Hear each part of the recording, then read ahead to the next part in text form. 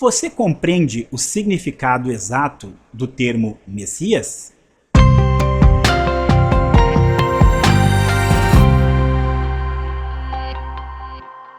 Graça e paz, aluno da Saber e Fé, mais uma vez com vocês aqui, pastor e professor Egnaldo Hélio de Souza. E hoje estarei falando sobre messianidade. Nós vamos desenvolver uma compreensão gramatical, uma compreensão histórica, cultural, uma compreensão bíblica e os efeitos práticos de compreender o que é a messianidade de Jesus. Num primeiro momento eu ia denominar messianidade de Cristo.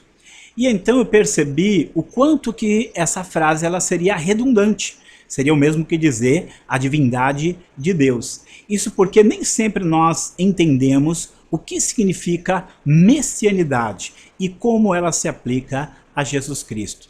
Então o que nós precisamos compreender é qual é o sentido dessa palavra, qual é o sentido bíblico dessa messianidade que nós encontramos em Jesus.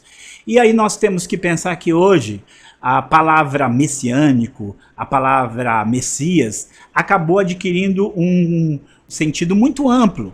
E esse sentido muito amplo, às vezes, faz escapar das pessoas o seu sentido original, o seu sentido teológico, bíblico, específico.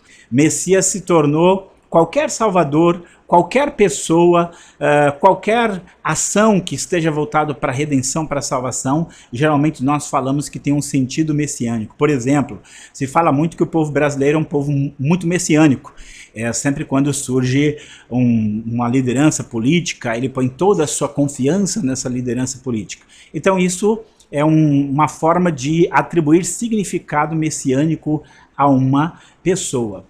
Ou nós temos até mesmo certos líderes e personagens centrais de grupos religiosos que são chamados de Messias, sendo que o título messiânico não tem nada a ver com as Escrituras, como é o caso da Igreja Messiânica Mundial, cujo Messias não tem nada a ver com Jesus Cristo. A palavra Messias, ela só pode ser aplicada a um único indivíduo na história. Tudo aquilo que a palavra Messias representa, ela representou e representa na vida de Jesus Cristo de Nazaré. Então nós temos que entender o que essa palavra significa. A etimologia da palavra ela vem do hebraico, Machia, e significa ungido. Para o grego, a palavra usada foi Cristo, e que é a mesma coisa, ungido. Então veja só que Messias, Cristo e ungido são palavras que têm o mesmo significado. Mas aí o que vem a ser isso? O que vem a ser um ungido? Então nós vamos para a nossa próxima compreensão, para a compreensão cultural e histórica da palavra Messias. Temos que entender que o Messias não pode ser desvinculado da sua origem étnica. De onde vem a palavra Messias? Do hebraico. E o que é o hebraico? Era a língua do povo israelita, do povo judeu, dos descendentes físicos de Abraão, Isaque e Jacó. Foi dentro do seu contexto cultural e histórico que nasce a ideia de Messias, proclamado através dos profetas, proclamado através da lei. Então ali e somente ali a palavra Messias tinha sentido. Nenhum outro povo na terra, nenhuma outra etnia na terra, nem os gregos, nem os romanos, nem os babilônios, nem os assírios, nem os egípcios, nenhum outro povo aguardava o Messias, aguardava o ungido. O único povo em toda a história na terra que aguardava o Messias era o povo judeu. Era o único povo que esperava o nascimento no meio da sua raça, no meio da sua etnia, o nascimento desse Messias, que viria a ser o Redentor do povo de Israel e o Redentor de toda a humanidade. Então é dentro desse contexto histórico e cultural, que nós entendemos o significado do Messias.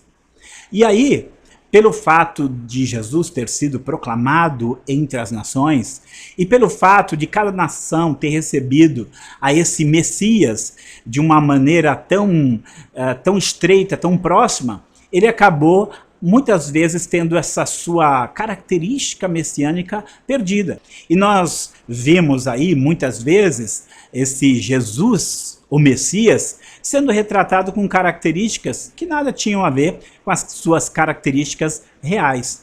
Então, quando nós tivemos, por exemplo, Jesus sendo retratado como um homem loiro, dos cabelos lisos e com os olhos azuis, na verdade nós estamos vendo aí um Messias desvinculado da sua origem real, da sua origem judaica. Com certeza, essa não era a sua característica.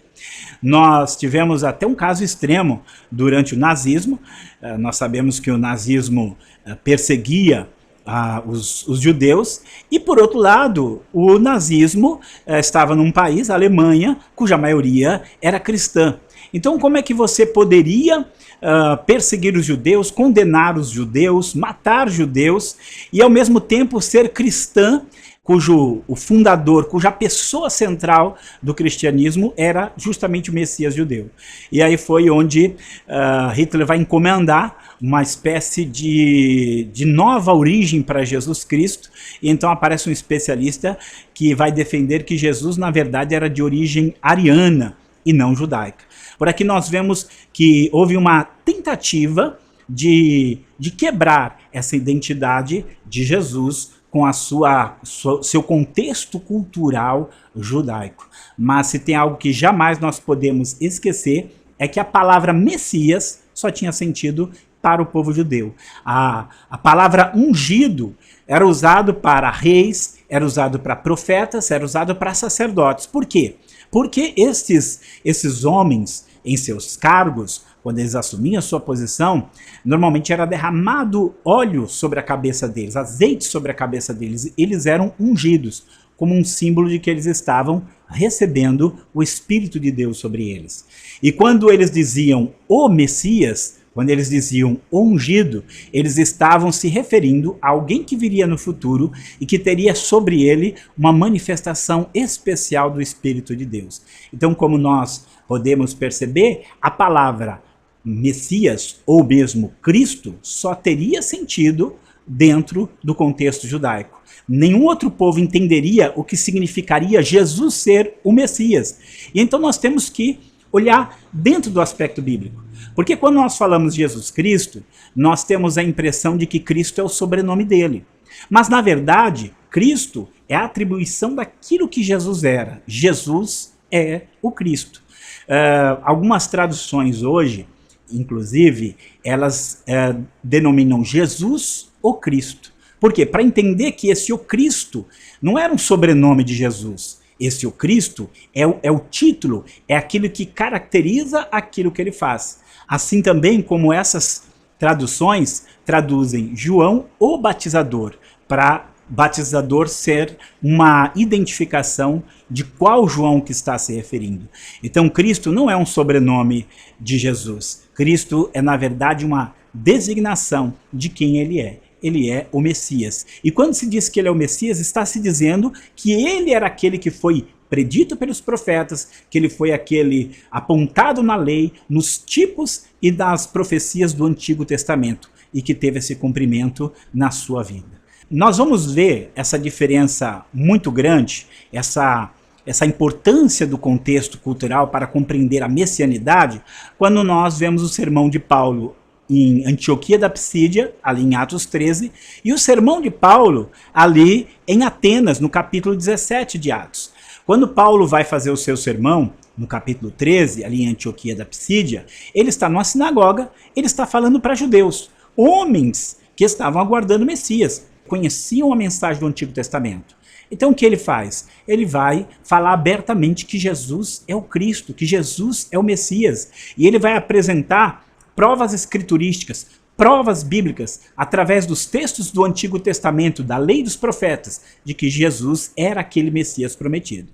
Agora, quando ele vai em Atenas, ele está ali na Grécia, com homens não judeus, homens que não conheciam as escrituras hebraicas, homens que não tinham a esperança messiânica, em momento nenhum ele se refere ali no capítulo 17 de Atos como Jesus, o Messias. Por quê? Porque essa palavra não tinha nenhum significado fora do seu contexto histórico e cultural. Os gregos não sabiam o que era o Cristo, o que era o Messias. Os romanos não sabiam o que era o Messias. Os egípcios não sabiam. Só o povo judeu entendia o significado de Jesus é o Cristo. Então, diante desse fato, essa compreensão gramatical, essa compreensão histórica da messianidade nos permite entender exatamente o que significa Jesus ser o Messias, Jesus ser o Cristo.